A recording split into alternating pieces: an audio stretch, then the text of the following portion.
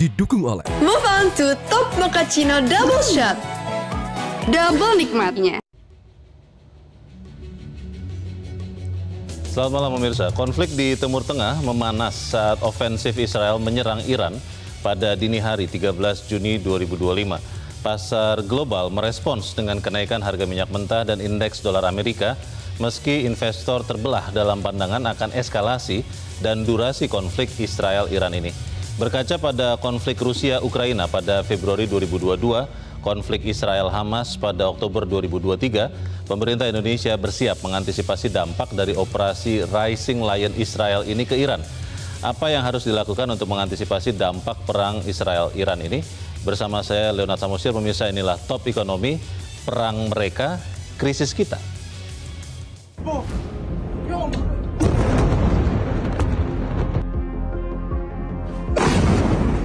Para menteri luar negeri 20 negara Arab dan Muslim menyerukan penghentian perang Israel-Iran. Selain meminta penghentian perang, mereka juga menyerukan agar pembicaraan nuklir dengan Iran segera dilanjutkan dan menegaskan pentingnya menjaga kebebasan navigasi di perairan internasional. Seruan negara-negara tersebut sebagai ekspresi kekhawatiran akan dampak gejolak politik dan ekonomi dunia akibat saling hantam antara Iran dan Israel tak kunjung reda dan bahkan sebaliknya eskalasi terus meningkat. Perang Iran-Israel memicu lonjakan harga minyak dunia. Iran merupakan produsen dan eksportir minyak terbesar di dunia. Minyak mentah Brent sempat melesat 13% pada level 78,50 US dollar per barrel yang merupakan level tertinggi sejak akhir Januari 2025. JP Morgan memperkirakan harga minyak bisa tembus hingga 130 US dollar per barrel jika Iran menutup Selat Hormuz. Proyeksi tersebut merupakan level tertinggi harga minyak setelah pada 2022 mencapai rekor 139 US dollar per barrel imbas serangan Rusia ke Ukraina. Selat Hormuz merupakan titik penting distribusi minyak lantaran 20% konsumsi minyak dunia dikirim melalui selat ini. Jika terjadi blokade di selat ini, pengiriman minyak bisa terganggu sehingga pasokan global menurun dan harga minyak otomatis melonjak. Kenaikan harga minyak dunia pun akan berdampak langsung terhadap perekonomian Indonesia yang masih sangat tergantung pada impor minyak. Berdasarkan data Pusat Statistik, Indonesia mengimpor minyak mentah sekitar 16,88 juta ton pada 2024. Jika harga minyak dunia tembus 130 US dollar per barrel, subsidi energi pun bakal melonjak. Subsidi energi tahun ini saja dianggarkan sebesar 203,41 triliun rupiah atau 1,9% lebih tinggi dari realisasi pada 2024. Angka tersebut menggunakan asumsi harga minyak Indonesia sebesar 82 US dollar per barrel dan nilai tukar rupiah 16.000 per dolar Amerika Serikat. Bagaimana jika harga minyak mentah tembus 130 US dollar per barrel dan nilai tukar rupiah terus merosot? Kenaikan harga minyak global biasanya juga diikuti inflasi global. Gangguan rantai pasok menyebabkan produsen harus mencari sumber bahan baku alternatif dengan biaya lebih tinggi. Biaya tinggi ini akan menekan daya beli masyarakat. Inflasi yang tinggi berisiko memicu resesi global yang memang sudah diprediksi memburuk tahun ini. Bank Dunia bahkan telah memangkas proyeksi pertumbuhan ekonomi tahun ini dari 2,7% menjadi 2,3%. Resesi bakal menyebabkan perdagangan internasional melemah serta permintaan ekspor antar negara menurun, termasuk produk dari Indonesia. Risiko geopolitik juga mengancam investasi asing, termasuk Indonesia. Investor cenderung memilih aset yang lebih aman seperti emas dan dolar Amerika Serikat. Kondisi ini tentu saja berisiko melemahkan nilai tukar rupiah. Jika kurs rupiah tembus 17.000 per dolar AS, beban subsidi energi dipastikan melambung tinggi. Lantas, bagaimana respons pemerintah Indonesia menghadapi akumulasi ancaman ini?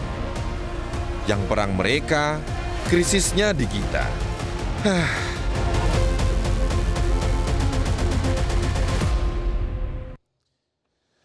Ya, pemirsa, bersama saya di Studio 1 Metro TV telah hadir 4 orang narasumber. Yang pertama di sebelah kanan saya adalah Ketua Tim Asistensi Menteri Koordinator Perekonomian, Raden Pardede. Pak Raden, selamat malam. Selamat malam, Pak Leo. Kemudian juga telah hadir bersama kita di sebelah kiri saya adalah mantan Duta Besar Republik Indonesia untuk Iran, yang juga sekarang adalah analis geopolitik dan hubungan internasional, Dian Wirengjurit. Pak Dian, selamat malam. Selamat malam, Mas Leo. Juga telah hadir bersama kita Direktur Ekonomi Digital Celios, di sebelah kiri ujung saya, Nailul Huda. Mas Nailul, selamat malam. Malam, Mas Leo. Dan juga telah hadir bersama kita Wakil Ketua Umum Kadin DKI Jakarta, Koordinator Bidang Perekonomian dan Investasi, Mahir Bayasut. Mas Mahir, selamat malam. Selamat malam, Mas Leo. Kita ingin bertanya dulu kepada Pak Dian, karena pertanyaan besar kita semua tentunya adalah yang terjadi sekarang di Israel dan Iran itu kira-kira apa dan berapa lama akan terjadi, Pak Dian? Terima kasih, Mas Leo, teman-teman, para pemirsa. Dimanapun, perang selalu membutuhkan manpower yang besar, membutuhkan alutsista yang luar biasa, membutuhkan perencanaan, membutuhkan biaya, tapi yang tidak kurang pentingnya membutuhkan energi. Semua alutsista yang dipakai dimanapun perang membutuhkan energi penggeraknya. Setahu saya sampai sekarang, sebagian besar alutsista itu masih menggunakan energi konvensional. Bahan bakar minyak? Bahan bakar minyak, apapun bentuknya. Israel sudah lebih dari setahun menghambur-hamburkan energinya untuk menindas, untuk menghancurkan Gaza. Itu membutuhkan energi yang luar biasa tuh. Apalagi dengan perang jarak jauh seperti ke Iran. Ini jarak jauh ya, karena kalau di peta bukan berbatasan langsung ya. Ini supaya ada gambaran bagi para pemirsa. Betul. Iran dan Israel itu tidak berbatasan darat sebetulnya. 2000 km kira-kira. Jarak terdekat itu 1600 km. Tapi kalau dibilang perang jarak jauh itu bukan yang pertama. Amerika juga pernah mengalami di Vietnam. Inggris di Malvinas sana gitu ya. Jadi bukan aneh. Tapi mereka didukung oleh kemampuan alutsista yang luar biasa sebagai negara adidaya. Melihat kesiapan BBM-nya ini atau energinya, Pak Dian, kalau Anda sebagai orang yang sudah lama di Iran dan di sekitar Timur Tengah, melihat berapa lama daya tahan Israel dan juga Iran tentunya untuk memperpanjang krisis ini, Pak? Terima kasih. Semua negara pasti memiliki yang namanya program ketahanan energi, termasuk kita, yang juga sedang mengupayakan. Israel juga, dengan perang yang berlarut-larut sudah lebih setahun ini, itu sudah sebagian besar energi dihamburkan. Biayanya tidak kecil. Nah, kalau berdasarkan data, diperkirakan BBM-nya, kalau kita ngomong BBM, bahan bakar minyaknya, Israel itu punya daya tahan sekitar 29 hari. 29 hari? 29 hari. Sebulan lah ya? Sebulan. Jadi kalau dibayangkan, beberapa pengamat, mohon maaf kalau berbeda pandangan, mengatakan perang ini akan berlarut-larut. Menurut saya tidak. Karena Israel sudah kedodoran kok. Tentaranya sendiri lelah, capek. Rakyatnya juga capek. Pemerintahnya sebagian sudah terpecah. Jadi kalau dibilang akan berlarut-larut, saya pikir mereka masih punya kewarasan untuk memikirkan yang lebih kepentingan lebih besar. Kita berhenti di situ dulu, Pak Dian. Saya ingin ke Mas Nailul untuk memberi gambaran. Kalau tadi di dalam pembukaan kita ingin melihat dampak dari krisis Rusia Ukraina, kemudian Israel Hamas, yang sekarang akhirnya diteruskan Israel Iran. Itu dampaknya kepada harga minyak mentah dan juga nilai tukar dolar, itu seperti apa? Boleh digambarkan mungkin, Mas Nailul? Ya, kalau kita mengacu ke April tahun 2024 ya, kemarin ketika memang eskalasi yang pertama, itu harga minyak itu bisa mencapai 92 USD per barel. Nah, kalau kita lihat sebenarnya di 3 hari ini ada kenaikan yang cukup signifikan di 67 USD per barel ke 78 USD per barel. Meskipun memang ini masih lebih rendah dibandingkan dengan asumsi ICP kita di APBN. Nah, tapi masalahnya adalah ketika tadi mungkin kita berharap yang sampaikan Pak Dian bahwa tidak berlarut-larut, karena kalau berlarut-larut ini bisa mencapai 95 sampai 110 USD per barel. Iya, jadi kita prediksi sampai 95 sampai 110 USD per barel. Dalam berapa lama berlarut-larut hitungan atau asumsinya itu, Mas Nailul? Asumsinya kalau sampai 30 hari itu sampai 100. Tapi kalau lebih dari 30 hari itu sampai 110. Dan kita coba melihat Mas Leo Bata, ada Selat Hormuz di situ, di mana ada 20% suplai minyak global itu lewat selat tersebut gitu kan. Dan kita juga melihat Iran ini sebagai 3 besar dunia yang memproduksi minyak. Artinya ini sangat-sangat akan mengganggu dari suplai minyak secara global. Nah, ketika ini mengganggu suplai minyak, ini bisa meningkatkan inflasi secara global. Nah, inflasi secara global meningkat, yang pasti akan menurunkan perekonomian global yang diprediksi itu semakin menurun. Semakin melambat. Tapi kalau kita melihat, Mas Nailul, kurs dolar rupiah ya, beberapa waktu belakangan relatif tenang biasanya, atau itu memang masih mencerna, masih belum bereaksi pasar, atau seperti apa kalau Anda lihat? Ya, masih kita ada lag pasti di situ, Mas Leo, ada lag di situ. Tapi kita mencermati bahwa di beberapa indeks itu di dunia itu juga mulai untuk merasakan penurunan nih, atau memerah lah istilahnya seperti itu. Nah, kita melihat di sini nanti akan berimpact ketika inflasi ini dia membesar atau inflasi global membesar. Kita akan melihat impactnya kepada bank sentral tentu akan bertindak untuk menahan suku bunga ataupun meningkatkan suku bunga. Nah, ini yang menyebabkan cost of investment itu akan meningkat. Dan ini yang membuat perputaran ekonomi di global dan tentu akan berdampak ke Indonesia. Ini juga akan melemah gitu. Jadi singkatnya, lebih cepat selesai tentunya lebih baik untuk ekonomi kita ya? Pasti. Begitu ya? Kita berharap seperti itu. Saya ingin ke Pak Mahir. Pak Mahir, kalau pengusaha kan selalu melihat kondisi itu sebagai ancaman tapi juga peluang. Kalau Kadin Jakarta melihat apakah memang yang kali ini Israel-Iran ini ya berbahaya tapi tidak seberbahaya yang lalu-lalu karena sudah ada pengalaman Rusia-Ukraina, Israel-Hamas, atau seperti apa? Ya, baik, makasih Mas Leo. Jadi tadi memang sudah disampaikan oleh Pak Dian dan Mas Noel, walaupun posisi Iran dan Israel cukup jauh lebih dari 7.000 kilometer dari kita, tapi dampaknya itu bisa ada di dapur kita sendiri secara langsung. Sampai ke Indonesia? Sampai ke Indonesia, terutama ini Jakarta, karena kita lihat tadi dampak tadi dari bahan bakar, BBM dan lain sebagainya, nanti jika terjadi kenaikan otomatis akan terdampak lagi dari sektor logistik. Seperti kita ketahui situasi di Jakarta sekarang, kita supply semuanya menggunakan logistik seperti itu. Nah, apalagi program-program sekarang saat ini yang kita jalani seperti program yang cukup menjadi program andalan pemerintah, yaitu program makan bergizi gratis, di mana kita harus memastikan komoditas ataupun pangan itu harus tersedia dengan ada situasi seperti ini. Belum lagi nanti jika harga BBM naik, logistik yang akan mengantar semua perekonomian akan menjadi naik. Nah, sehingga eskalasi itu secara perekonomian itu akan mengakibatkan yang namanya situasi perekonomian kita yang sekarang sedang tidak baik-baik saja, ditambah geopolitik yang sekarang saat ini cukup dinamis, sehingga kita sebagai pengusaha harus melihat ini bagaimana, walaupun kita 2022 kemarin melihat situasi dari Rusia dan juga Ukraina, kita belajar bagaimana memperkuat UMKM kita mendorong dari Ketua Umum Kadin DKI bahwasanya agar memperkuat produksi lokal dan sebagainya, tapi kita meminta masyarakat tidak panik, karena kan kita bahaya kalau misalnya masyarakat panik, kebutuhan lokal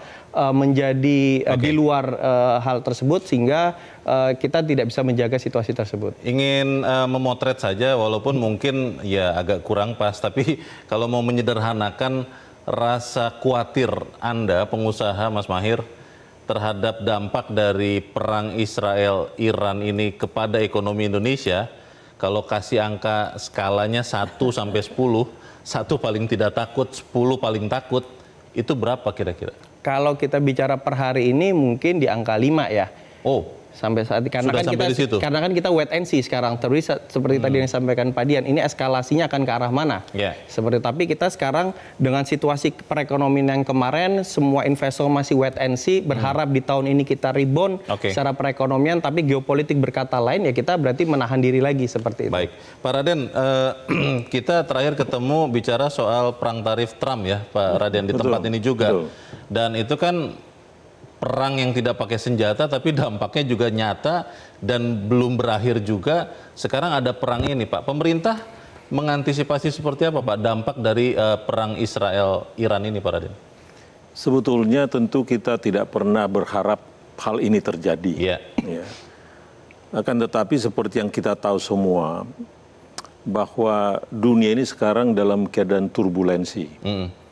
Kita sudah tahu apa yang terjadi sebelumnya, bahwa konflik dari sisi perang di berbagai negara kan kita sudah lihat. Ukraine, bahkan yang baru-baru ini juga antara India dengan Pakistan itu terjadi. Sesuatu yang tidak terduga. Nah, Israel dengan Iran ini juga kita pikir udah selesai dengan selesainya mereka perang dengan Gaza atau selesai. Tapi ternyata tiba-tiba muncul juga. Saya melihat bahwa dampak daripada Trump tarif itu terus terang masih lebih besar dampaknya daripada yang ini. Jadi shock yang disebabkan oleh tarif war itu masih jauh lebih besar dari sini. Kalau kita lihat di tahun 70-an, 80-an, mungkin dampak daripada perang Timur Tengah itu seperti yang kita tahu dulu, shocknya itu dampaknya sangat luar biasa ke dunia. Tetapi sekarang kan kalau kita lihat bahwa produksi minyak pun itu sudah lebih terdistribusi. Produser terbesar sekarang minyak dan supply terbesar minyak sekarang di dunia bukan dari Timur Tengah lagi. Produser terbesar adalah Rusia dan Amerika. Ya, Amerika memproduksi sangat besar sekali, terutama adalah shale oil, ya, dan juga shale gas. Mereka memproduksi dengan teknologi yang jauh berbeda dengan yang dulu ini. Jadi mereka berproduksi yang sangat besar sekali. Makanya di dalam perundingan ini agak sedikit melenceng sedikit. Perundingan kita dengan Amerika, di mana dalam perundingan kita dengan Amerika adalah salah satu yang kita minta adalah kita alihkan saja pembelian minyak kita dari negara lain termasuk dari Amerika. Itu adalah salah satu, menurut saya salah satu solusi. Itu yang membuat dampaknya ini tidak sebesar yang sebelum-sebelumnya. Baik, Pak Raden. Pemirsa, memang kalau benar, saya termasuk yang berharap tadi yang dikatakan Pak Dian, dalam waktu yang singkat perang ini akan berakhir, itu kalau benar memang baik. Tapi ada yang khawatir bahwa akan ada proksi-proksi lain. Ada negara-negara lain yang ikut terlibat di dalam konflik ini. Tetap bersama kami, Top Ekonomi segera kembali.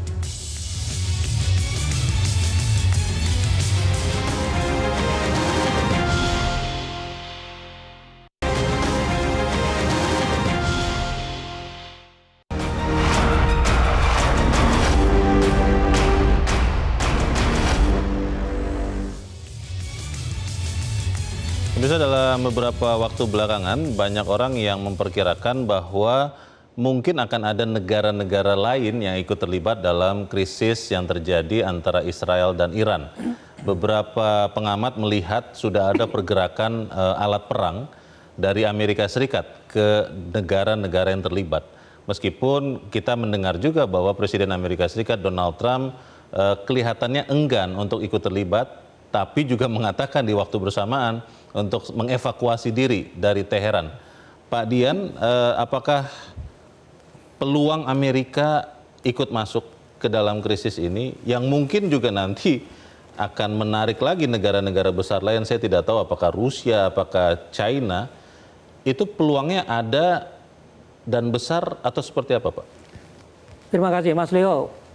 Berkali-kali Presiden Trump dan kabinetnya menegaskan Amerika tidak akan terlibat kecuali pangkalan mereka terkena dampaknya, dampak langsungnya. Pangkalan Amerika itu banyak di Timur Tengah, di Bahrain dan sebagainya. Maksudnya kalau kena rudal Iran? Kalau kena rudal nyasar atau disasar, Amerika akan bereaksi. Itu ininya ya, sinyalnya ya? Sinyalnya itu. Tapi sinyal berikutnya adalah utusan khususnya Trump, juga Inggris, sudah bertemu dengan Houthi, dengan Yaman. Untuk menjamin bahwa di Laut Merah itu kapal-kapal Inggris tidak diganggu rudalnya Yaman. Imbangannya apa? Rudal kapal-kapal itu atau energi yang dibawa itu tidak digunakan untuk alat perangnya. Jadi kapal-kapal masih diizinkan lewat di Bab el Mandeb itu dengan syarat mereka tidak akan menggunakan itu untuk perang. terlibat di perangnya untuk membiayai, memberikan energi buat Israel. Tapi kalau untuk menjaga pangkalannya, mereka dikasih izin. Juga di laut di Gulf, Hormuz dan sebagainya itu. Syaratnya itu. Nah, tapi orang sering lupa ya, orang hanya terpaku pada rudal-rudal, gambar rudal, seakan-akan perangnya itu nggak akan berhenti karena berapa banyak sih rudal yang akan dibilang, kalau di ratusan sudah dipakai, itu kan juga habis per stoknya masing-masing juga nggak akan sebanyak yang kita bayangkan. Mereka punya puluhan ribu, ratusan ribu rudal. Satu rudal mahal, Mas. Nah, Iran dalam sanksi. Kedodoran. Israel itu di Hamas, di Gaza itu juga kedodoran. Jadi buat saya yang namanya penghentian perang itu bukan berakhir seperti itu, tapi gencatan senjata. Jadi Pak Dian tidak terlalu yakin bahwa Amerika Serikat akan serta-merta ikut mendukung Israel dalam konflik ini? Mendukung dalam action nyata ya. Maksud saya ikut berperang? Ikut berperang. Risikonya besar buat Amerika. Karena Rusia sudah bilang kalau Amerika masuk, kita siap membackup Iran dengan segala kemampuan kita. Cina pun juga begitu. Di mana ada Rusia menghadapi Amerika, Cina pasti di belakang Rusia. Kira-kira kan gitu. Itu dia. Sebaliknya juga. Jadi buat saya terlalu gegabah kalau Amerika hanya gara-gara kecil begini, jarak jauh, mengambil risiko yang dampaknya semakin luas, semakin krisisnya ini semakin benar-benar kita rasakan, skalanya bisa naik tuh ya, Mas. Baik, Pak Raden, meskipun kita masih belum tahu kelanjutan dari krisis ini, pemerintah sudah menyiapkan khusus tidak Pak dari kantor Menko Perekonomian langkah antisipasi kalau krisis ini ternyata seperti tadi kata Mas Maher sampai ke dapur kita Pak di Indonesia? Kita sudah pengalaman menghadapi krisis tentunya ya, beberapa kali ya. Bahkan COVID, kemudian Trump ini ya. Jadi kita sudah menghitung-hitung ini. Jadi seperti yang dibuat tadi itu, kalau misalkan apa dampak daripada kenaikan harga minyak terhadap APBN, satu APBN tetapi juga kalau subsidi harus dilepas. Jadi kita sudah melakukan exercise itu dan juga kalau subsidi harus dilepas, apa dampaknya terhadap inflasi? Ya, itu sudah dilakukan hitung-hitungan. Ya, jadi misalkan saja ini, tapi kan kita harus membuat pilihan-pilihan yang tidak mudah dalam situasi seperti ini. Ya. Misalkan saja nanti kita hitung kalau memang harga minyak harus sudah 90. Tadi yang dikatakan tadi itu, kalau benar itu, kemudian rupiahnya juga melemah juga, kita mungkin harus mengurangi belanja kita. Sudah harus begitu. Ya, harus mengurangi belanja dan kita juga harus mungkin membuat prioritas-prioritas. Apakah itu nanti akan berbentuk APBN perubahan begitu Pak Raden? Kalau dalam keadaan krisis bisa saja kita buat seperti itu. Tapi artinya segala kemungkinan itu sudah dihitung sekarang. Ya, senario-senario itu kita hitung sekarang. Kalau ini akibatnya kita nggak sanggup lagi, harga minyak sudah terlampau tinggi, ya akhirnya membebani APBN terlampau tinggi. Ya, satu adalah apakah mungkin kita lepas juga sedikit subsidi ini. Ya. Lepas subsidi artinya BBM akan naik Pak? Loh ya akan naik dampaknya. Atau kita harus juga mengurangi belanja-belanja yang tidak perlu. Nah itu kan selalu pilihan-pilihan. Nah kita sudah membuat senario-senario itu sekarang yang tentunya nanti yang membuat keputusan adalah tetap pemimpin tertinggi. Karena ini adalah ada implikasi tadi disebutkan politik ekonomi sudah masuk di sini. Itu. Jadi kita sudah melakukan itu. Demikian juga apa yang harus dilakukan oleh BI, mestinya BI juga Bank Indonesia sudah punya senario-senario di situ strategi. Kita juga sudah mengalami krisis beberapa kali, termasuk krisis yang besar waktu itu yang di tahun 2008, bagaimana BI harus melakukan juga di samping yang tentu krisis yang tahun 98. Di samping ini kita lihat bahwa masalah eksternal ini kan tidak dalam kontrol kita. Jadi kita harus melihat apa yang kita bisa lakukan di dalam ini. Nah, termasuk yang di dalam ini yang sekarang juga sudah digagas, apa yang dikatakan oleh waktu itu Presiden di bulan April yang lalu, kita harus memperbaiki kemampuan dan daya saing kita dalam negeri internal ini, internal. Demikian juga yang terbaru adalah perundingan kita dengan EU-SIPA, dengan Uni Eropa ini, yang sekarang kita harapkan ini kita kerjakan lebih, kita persiapkan industri-industri kita untuk bisa memanfaatkan ini tahun depan ini. Nah, akan ditandatangani dalam waktu dekat ini oleh presiden kita dengan presiden dari EU.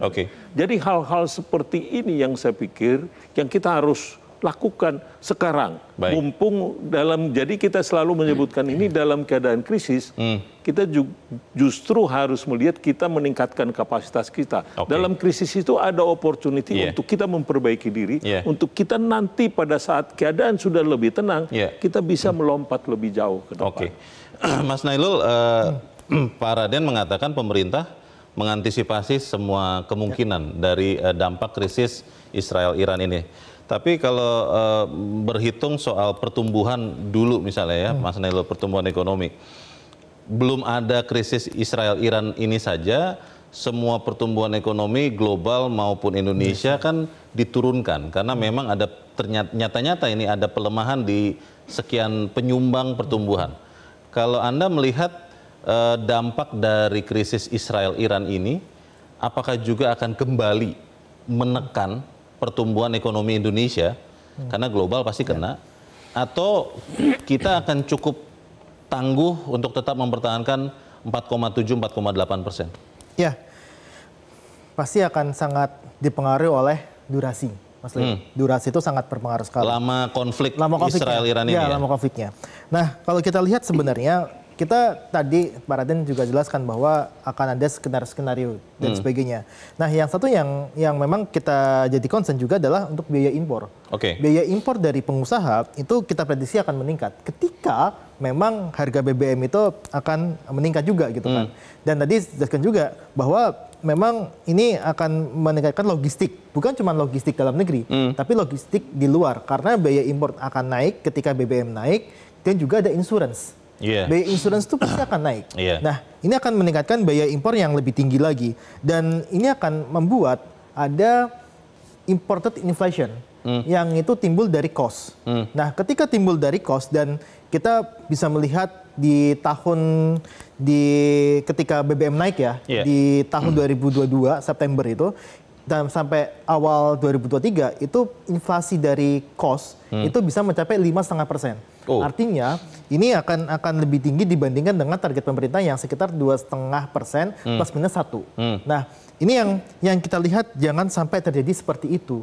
Karena ini akan biaya impornya sangat-sangat tinggi sekali ya Mas. Kalau pasti pengusaha tahu lah kalau biaya impor itu. Nah, ini yang kita lihat dampak lanjutannya Mas Leo.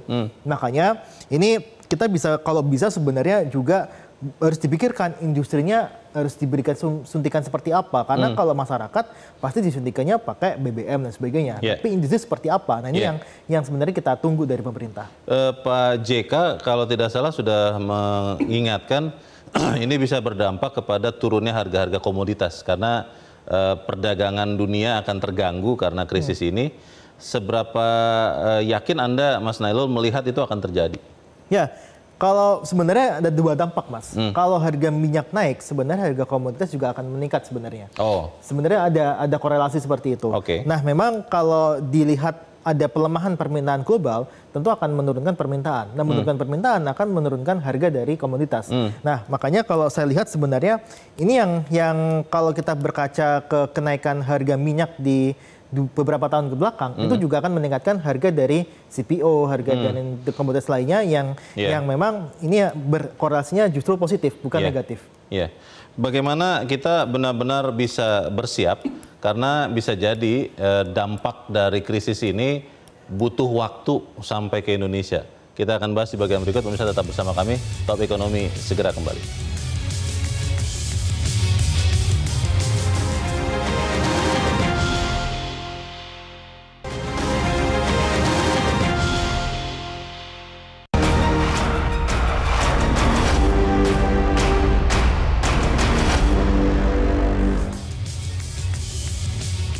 Terima kasih Anda masih bersama kami di Top Ekonomi. Mas Mahir, kalau kita melihat di dalam negeri, sebelum ada krisis Israel-Iran ini, kita juga berjuang untuk tetap menumbuhkan daya beli. Betul. Terutama juga karena di awal tahun pemerintah melakukan realokasi anggaran yang ternyata itu mengejutkan bagi pertumbuhan. Kalau pengusaha saat ini melihat apa yang terjadi di Israel-Iran, tadi sudah mendengar penjelasan atau perkiraan dari Pak Dian, apakah sampai misalnya menahan niat untuk ekspansi? Atau memang ya karena belajar dari pengalaman-pengalaman terdahulu, tetap juga menjalankan bisnis plan-nya. Seperti apa, Mas? Ya, jadi kalau ibarat bola saat ini pengusaha ini sedang bertahan nih posisinya. Karena melihat situasi yang cukup dinamis, investor baik global maupun dalam ini juga wait and see juga nih perkembangan seperti apa. Memang di tantangan yang saat ini pengusaha harus adaptif dengan situasi dan dinamika yang ada sambil melihat bagaimana kita juga sefleksibel mungkin melihat program pemerintah yang mengejutkan, tapi juga situasi global yang kita tidak bisa hindari. Oleh karenanya memang kita harus bergandengan, kita harus duduk bareng dan memetakan sektor-sektor mana saja yang terdampak sehingga program tadi yang disampaikan oleh Pak Raden juga tepat sasaran juga, kita memberikan insentif, kita memberikan intervensi kebijakan secara perekonomian juga memang secara komprehensif kita petakan juga sektor. Dan kalau di Kadin sendiri ada banyak asosiasi, apakah sektor logistiknya kah, asosiasi transportasi dan lain sebagainya, sehingga kita tahu tadi yang seperti kan kita mempunyai skenario yang banyak juga. Bagaimana kita memforecast jika misalnya tadi subsidi ini yang kita lepas, dampak mana yang tercabut, sehingga paling tidak pemerintah mempunyai kebijakan yang meminimalisir dari dampak yang cukup besar atau signifikan yang dirasakan oleh masyarakat. Kalau kepada industri ya, Mas Mahir, ini kan industri juga di dalam negeri sedang berjuang juga. Betul. Tidak menyebut banyak sekali, tapi memang sudah ada yang akhirnya harus menghentikan usahanya. Betul. Dan memberhentikan karyawannya. Pertanyaannya adalah seberapa saya mau bilang pesimis atau optimis, saya tidak tahu, penilaian Kadin dampak dari krisis ini kepada keberlangsungan industri dalam negeri akan menambah PHK kah atau ya tidak, kita sudah cukup efisien sekarang. Bagaimana? Betul. Memang tadi yang seperti kata saya sampaikan, kita harus adaptif karena kan dengan situasi sekarang ini kita tidak mungkin mengekspansi, yang ada malah bagaimana kita bicara seefektif dan efisien mungkin. Bertahan dulu. Bertahan dulu dalam artian dengan adanya belum ada perang ini kita juga disrupsi teknologi, disrupsi digital, bagaimana semuanya efektif dan efisien. Dengan adanya BBM naik, otomatis produksi apa yang harus kita tekan, bagaimana sektor operasional yang kita harus minimalisir, tentu itu mengefisienkan dari karyawan, SDM dan lain sebagainya. Nah, ditambah dengan adanya persaingan dari luar dan lain sebagainya. Nah, ini mengakibatkan kita harus sefleksibel mungkin untuk mengetahui celah atau peluang mana yang kira-kira bisa dimanfaatkan. Tentunya lagi-lagi tidak bisa pengusaha sendiri, kami juga butuh bantuan dari pemerintah pusat untuk memberikan insentif, memberikan intervensi kebijakan yang memang sesuai dengan kita butuhkan. Pak Dian, Presiden Prabowo belum lama mengatakan bahwa kalau Israel mengakui Palestina merdeka, maka terbuka juga kemungkinan untuk Indonesia membuka hubungan diplomatik dengan Israel. Banyak sekali yang bertanya, dalam kondisi sekarang, apakah memang Indonesia hanya bisa bertahan saja melihat yang terjadi, atau memang ada langkah diplomatik yang bisa Indonesia lakukan untuk segera menghentikan krisis atau perang Israel-Iran ini, Pak? Terima kasih, Mas Leo. Kalau Presiden sudah menyatakan itu, sebenarnya bukan pernyataan baru. Karena posisi dasar kita dalam masalah Palestina adalah itu. Two state nations. Two state nation, dan kalau Israel mengakui, baru kita mengakui Israel. Itu posisi dasar. Jadi tidak aneh. Tapi yang menjadi pertanyaan tadi penting sekali diketahui, apakah kita bisa berperan? Kalau saya bilang, maaf, kalau kita berbeda, saya bilang kita tidak bisa berperan. Antara dua musuh yang berseteru, bertarung, sementara kita dekat hanya dengan yang satu. Ke Iran ya? Ke Iran. Sementara kita belum mengakui Israel. Dan ini ada buktinya. Karena saya menangani masalah ini dalam penugasan saya.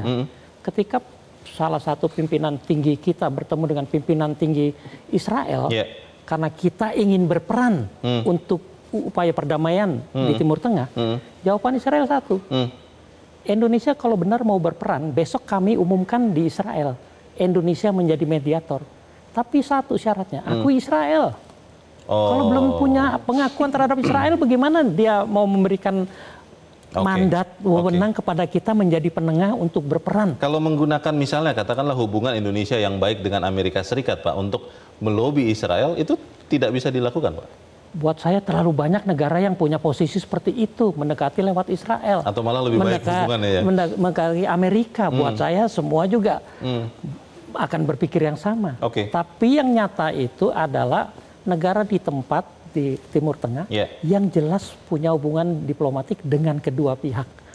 Nah itulah Mesir, itulah Qatar, itulah Turki. Makanya bolak-balik penyelesaian Gaza dengan Hamasnya, atau sekarang Iran dengan ini, yang berperan dari hari pertama ketika Israel mulai menyerang, ya negara-negara itu. Karena dua-duanya mau mendengar negara mereka itu. Kita, syarat saya satu, dan ini saya berkali-kali saya sampaikan, saya tulis, kalau ingin berperan di Timur Tengah, dalam hal ini konflik Israel dengan Palestina, atau sekarang dengan, ya suka atau tidak, kita harus mengakui keduanya sama gitu loh. Kalau tidak akan bisa. Terima kasih. Mas Nailul, kalau melihat di konflik Rusia-Ukraina, pemerintah Indonesia menyiapkan dan sudah mengeluarkan sejumlah kebijakan. Itu ada subsidi juga dan beberapa hal yang lain. Kita berharap perkiraan Pak Dian ini benar ya, 30 hari atau bahkan kurang. Tapi kalau misalnya itu tidak tercapai, apa yang sebaiknya pemerintah harus lakukan? Ya, kita bersyukur tadi Pak Raden sudah menyampaikan bahwa ada skenario-skenario yang disiapkan oleh pemerintah. Kita memang sangat mendorong ya bahwa yang paling utama adalah daya beli dalam negeri. Artinya adalah kita tidak bisa mengotak-atik untuk subsidi BBM. Nah ini yang cukup berat sebenarnya. Karena kalau kita lihat dengan SCP 82, kita worst case-nya itu 90 USD, maka tentu akan membengkak dari sisi subsidi BBM. Subsidi BBM pasti akan membengkak. Nah, pasti akan ada realokasi. Nah, ini yang kita lihat, kita berharap skenario itu dijalankan ketika memang masyarakat memang sangat sensitif sekali dengan harga BBM. Harga BBM naik dari 6.700 per talet ya, 6.700 ke 10.000, itu inflasi sampai 5,5%. Nah, ini jangan sampai kejadian tersebut terulang. Nah, makanya kita lihat intervensi yang dilakukan pemerintah itu adalah dari sisi masyarakat. Nah, yang kedua adalah dari sisi industrinya. Tadi sampaikan juga industri mana yang memang membutuhkan insentif dan sebagainya. Itu yang harus ditelaah lebih lanjut oleh pemerintah dan juga dunia usaha. Dan kita lihat dari sisi logistik itu juga harus dibantu sebenarnya. Karena kenaikan impor ini tidak bisa dihindarkan sebenarnya. Dan ketika kenaikan impor, harga impornya ya, kita bukan bicara harga barangnya, tapi harga untuk mengimpornya itu lebih mahal. Ini yang akan menyebabkan dari imported inflation. Cost juga di situ. Nah, makanya ini yang kita lihat harusnya ke arah sana, Mas. Pertanyaan akhirnya adalah apakah ketika ada perang di Israel dan Iran akan memicu krisis dan krisisnya sampai Indonesia? Tetap bersama kami, Top Ekonomi segera kembali.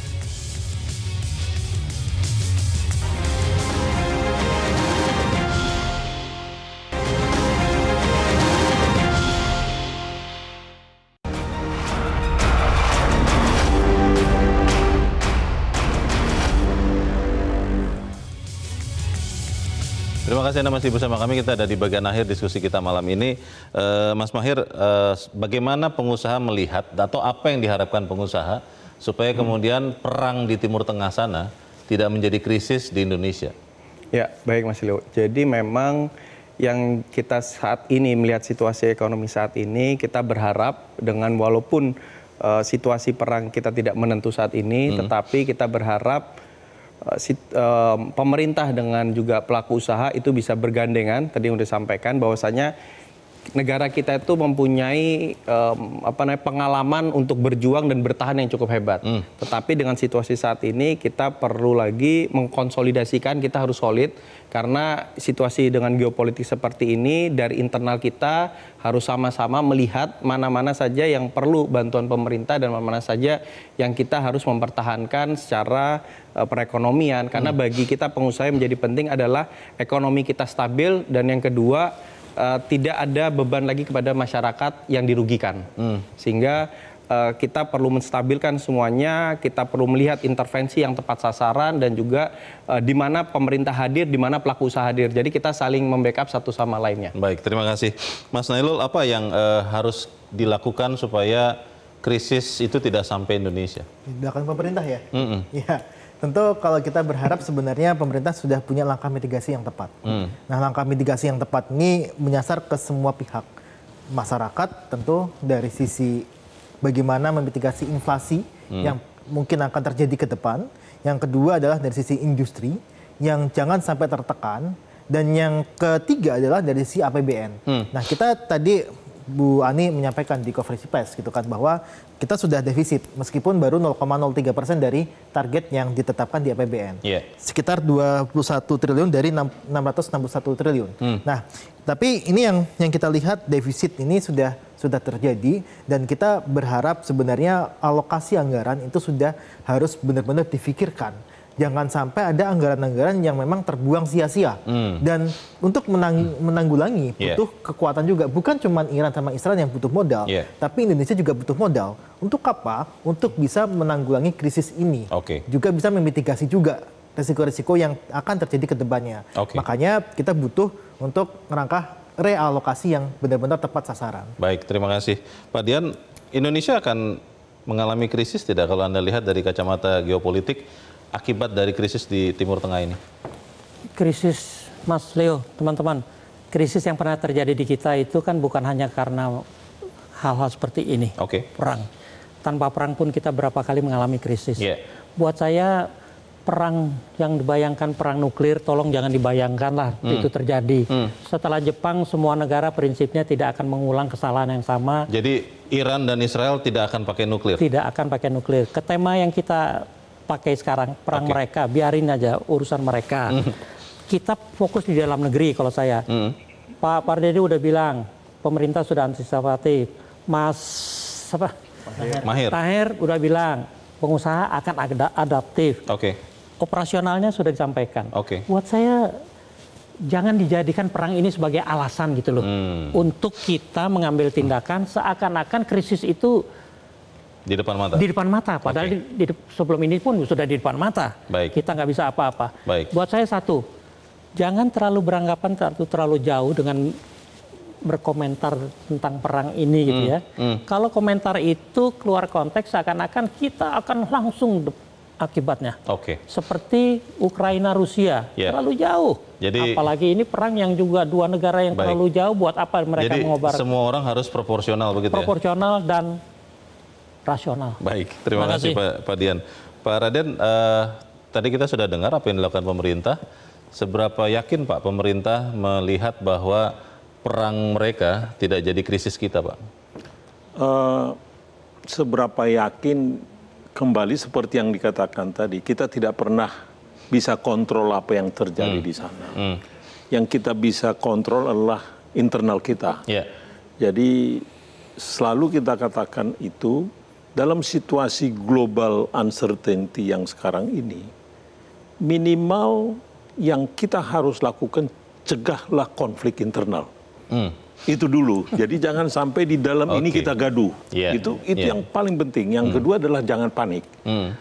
Yang berikutnya adalah seperti yang kami katakan tadi, termasuk kami juga ikut mengembangkan bagaimana kita menghadapi krisis dari waktu ke waktu. Kita sudah pengalaman, lakukanlah itu. Lakukanlah tadi yang dikatakan, bagaimana kita memakai kebijakan fiskal ini secara efektif. kita tidak bisa puaskan semua orang dalam situasi yang keadaan seperti kita harus bikin prioritas. Ya. Dalam hal ini yang saya sudah katakan tadi, Presiden harus bikin prioritas. Tidak bisa semuanya akan dipuaskan. Dengan anggaran yang terbatas, mana yang dahulukan. Ya, demikian juga tadi, gunakanlah kesempatan yang terbuka sekarang. Kita sekarang bisa menetrasi pasar di luar negeri, di luar tadi Amerika, di luar yang lain, Eropa terbuka, Euro, Asia terbuka. Itu manfaatkan dengan sebaik-baiknya. Jadi gunakan kesempatan yang ada untuk justru kita lebih kuat, terutama di dalam negeri. Baik, terima kasih Pak Raden dan Pak Mahir, Pak Dian dan Mas Nailo. Dan pemirsa, demikianlah akhir dari Top Ekonomi untuk malam ini. Saya Leonard Samosir, kita berjumpa lagi dalam Top Ekonomi Selasa pekan depan. Selamat malam, sampai jumpa.